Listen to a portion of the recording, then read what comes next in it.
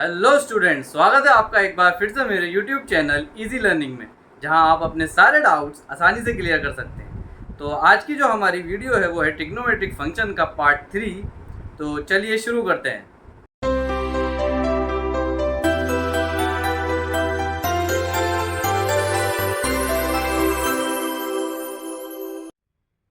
तो आगे के क्वेश्चंस करने के लिए हमें पहले ग्राफ को समझना होगा। जो ग्राफ हमारा एक्स एक्सिस और वाई एक्सिस की वजह से बनता है, तो एक्स एक्सिस और वाई एक्सिस की वजह से हमारे ग्राफ में 4 क्वाड्रेंट्स तैयार होते हैं। First quadrant, second quadrant, third quadrant and fourth quadrant. जब तक हम क्वाड्रेंट्स के बारे में नहीं पढ़ेंगे कि ट्रिग्नोमेट्रिक फंक्शंस की वैल्यूज़ अलग अलग क्वाड्रेंट्स में क्या होती है, तब तक हम आगे के कुछ क्वेश्चन नहीं कर पाएंगे। इसलिए इसको समझना ज़रूरी है। तो हम देखेंगे values of trigonometric functions in different quadrant.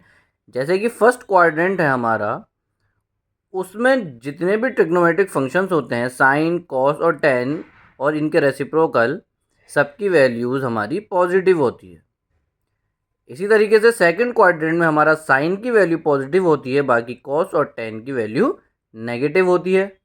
Third quadrant में हमारा साइन और कॉस नेगेटिव होता है, टेन पॉजिटिव होता है। और फोर्थ क्वाड्रेंट में हमारा साइन नेगेटिव, कॉस पॉजिटिव और टेन नेगेटिव होता है। तो ये हमें समझना ज़रूरी है। इसके ऊपर ही हमारा जो होगा वो क्वेश्चन डिपेंड करेगा, और वो किस तरीके से होगा वो मैं आपको बताऊंगा। तो जैसे कि हमें पता है, हमें दे रखा है cos x is equal to -1/2। तो हम जानते हैं cos x का जो हमारा रेसिप्रोकल होता है वो sec x होता है। तो यहाँ से sec x जो आ जाएगा वो हो जाएगा हमारा 1/cos x, जहाँ से कि हमारा sec x हो जाएगा 1/-1/2 नीचे आ जाएगा, और इसका आंसर हो जाएगा -2। तो जहाँ से हमारे पास जो cos x का रेसिप्रोकल आया sec x, वो आ गया -1/2। इसी के तरीके से हम कंसिडर करेंगे कि हमें एक फॉर्मूला पता है, sin square x plus cos square x is equal to 1। यहाँ से cos स्क्वायर x तो हमारे पास आ जाएगा, cos x की वैल्यू हमें पता है। sin स्क्वायर x निकालने के लिए हम क्या करेंगे, sin square x is equal to cos square x को हम दूसरी तरफ ले जाएंगे, लेफ्ट साइड से राइट साइड ले जाएंगे, तो इसकी वैल्यू हमारी माइनस में हो जाएगी। अब हमें साइन स्क्वायर एक्स की वैल्यू निकालनी है, इसको हम ऐसी रहने देंगे। और 1 माइनस कॉस एक्स की वैल्यू हमारे पास थी -1/2, तो हम यहाँ पे उसकी वैल्यू रखेंगे -1/2 का होल स्क्वायर। तो अब हम सॉल्व करेंगे, तो हम लिखेंगे sine square x is equal to 1 minus, इसका स्क्वायर हो जाएगा हमारा 1/4, जिसकी वैल्यू सॉल्व करके आएगी हमारी 3/4। तो अब हमारा साइन स्क्वायर एक्स किसके इक्वल हुआ, 3/4 के इक्वल हो गया।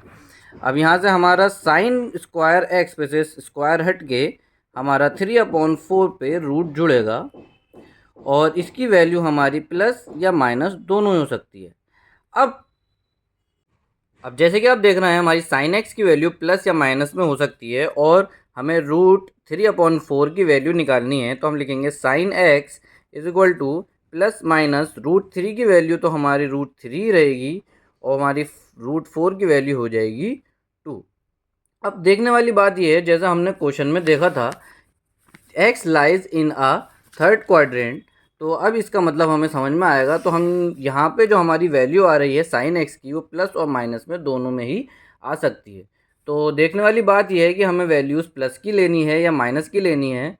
तो हम यहाँ पे लिखेंगे here x lies in the third quadrant, so the value of sin x will be negative.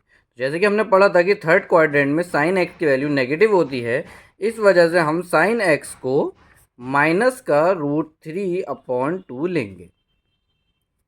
अब हमारे पास साइन एक्स आ गया है, और सेक एक्स आ गया है, कॉस एक्स आ गया है।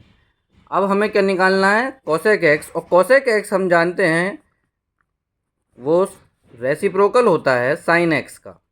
तो हम लिखेंगे cosec x is equal to 1 minus √3/2, जहाँ से कोसेक एक्स हमारा आ जाएगा माइनस का 2/√3।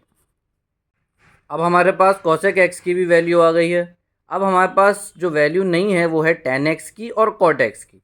तो जैसे कि आप जानते हैं tan x जो होता है हमारा वो इक्वल होता है sin x upon cos x के, और sin x की वैल्यू हमारी जो आई थी वो आई है माइनस का √3/2, और cos x की जो हमारी वैल्यू आई है वो आई है हमारी -1/2, जहाँ से सॉल्व करके हमारी tan x की वैल्यू जो हो जाएगी वो हो जाएगी √3, क्योंकि माइनस से माइनस कैंसिल और 2 से 2 कैंसिल, √3/1 हमारा √3 माना जाएगा, जहाँ से tan x हमारी √3 आ गई। अब हमारे पास जो बचा है लास्ट वो बचा है cot x, जो कि होता है रेसिप्रोकल tan x का। तो tan x की वैल्यू हमारी √3 है, तो हमारी cot x की वैल्यू 1/√3 हो जाएगी। तो ये हमारा क्वेश्चन हो गया है जहाँ पे हमें एक ट्रिग्नोमेट्रिक फंक्शन दे रखा था और हमें बाकी 5 ट्रिग्नोमेट्रिक फंक्शन निकालने थे, और एक्स लाइज कर रहा था थर्ड क्वाड्रेंट। तो अब जो हमारा अगला क्वेश्चन है वो है prove that sin square π/6 plus cos square π/3 minus tan square π/4 is equal to -1/2। तो इस तरीके के क्वेश्चन सॉल्व करने के लिए हमें सबसे पहले ट्रिग्नोमेट्रिक टेबल को जानना होगा, समझना होगा कि कौन सी डिग्री पे उसकी वैल्यू क्या होती है, किस ट्रिग्नोमेट्रिक फंक्शन की वैल्यू किस डिग्री पे क्या होती है। तो जैसे कि आपके सामने ये स्क्रीन पे टेबल आ रही होगी, तो इसमें देखने वाली बात ये है कि इसमें हमारी एंगल की जो वैल्यूज़ हैं वो डिग्री और रेडियन दोनों में दे रखी हैं। तो हमें इसको समझना होगा। जैसे कि हमारी इसमें जो हमारी एंगल की वैल्यू दे रखी हैं वो डिग्री और रेडियन दोनों में दे रखी हैं। जैसे 30 डिग्री को π/6 कहते हैं, 45 डिग्री को π/4, 60 डिग्री को π/3, 90 डिग्री को π/2। इसी तरीके से हमें इस टेबल को ध्यान रखना होगा और लर्न करना होगा, जिससे कि हमें इसकी वैल्यूज़ याद हो जाएँ, sine cos tan cot cosec और सेक की अलग अलग जगह। उसी बेस पे हमारे जो हैं वो क्वेश्चन अब हम करने वाले हैं। तो जैसे कि हमारा क्वेश्चन है, अब हम लिखेंगे consider my left hand side is equal to sine square π/6 plus cos square π/3 minus tan square π/4। अब हम इनकी वैल्यूज़ रखेंगे। तो साइन π/6 हमारा होता है 1/2, तो साइन का स्क्वायर है तो उसका भी स्क्वायर। कॉस π/3 की वैल्यू हमारी 1/2, तो कॉस का स्क्वायर है तो उसका भी स्क्वायर, माइनस टैन π/4 की हमारी वैल्यू होती है 1, तो उसका भी स्क्वायर। तो अब हम सॉल्व करेंगे तो यह आएगा 1/4 प्लस 1/4 माइनस 1।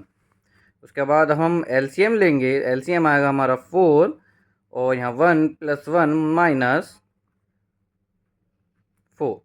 हम सॉल्व करेंगे तो आएगा 2 - 4/4 इज इक्वल टू -2/4। कैंसिल कर देंगे तो आंसर आएगा -1/2।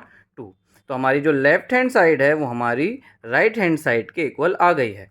तो हम लिख देंगे left hand side is equal to right hand side.